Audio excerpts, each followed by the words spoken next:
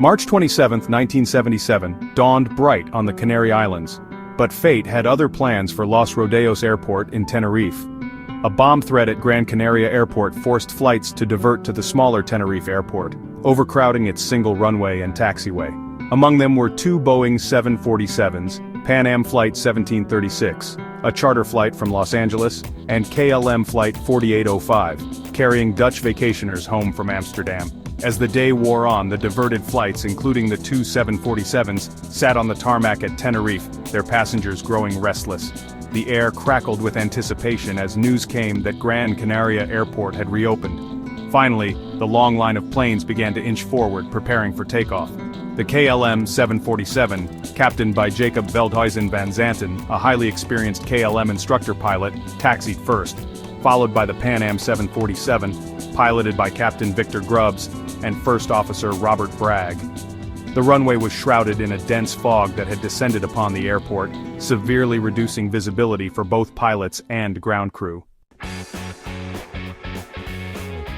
The KLM 747 reached the end of the runway and turned 180 degrees ready for takeoff. The control tower instructed Captain Veldhuizen van Zanten to await clearance. Meanwhile, the Pan Am 747 was instructed to taxi down the same runway and exit at the third taxiway, a maneuver that would require careful coordination in the thick fog.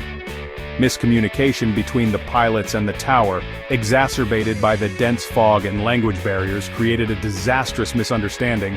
The KLM crew, hearing what they thought was their takeoff clearance, began their takeoff roll without realizing the Pan Am jet was still on the runway. The Pan Am crew, in a desperate attempt to avoid a collision, tried to steer their jumbo jet off the runway, but it was too late. The KLM 747, accelerating at high speed, slammed into the side of the Pan Am aircraft, tearing through its midsection. The impact created a deafening explosion and a fireball that engulfed both aircraft. The force of the impact sheared off the top of the Pan Am 747, killing all 335 passengers and crew members instantly.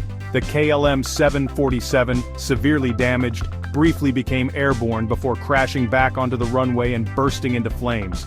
All 248 passengers and crew on board the KLM flight perished. The Tenerife Airport disaster remains the deadliest accident in aviation history. The tragedy sent shockwaves throughout the world, prompting a complete overhaul of aviation safety protocols. In the aftermath, the International Civil Aviation Organization, or ICAO, mandated the use of standardized phraseology in air traffic control communications to avoid any ambiguity. The disaster also led to significant improvements in ground radar systems, runway lighting, and crew resource management training, emphasizing communication and teamwork within the cockpit. The legacy of Tenerife serves as a constant reminder of the importance of clear communication, strict adherence to safety procedures, and the unforgiving nature of human error.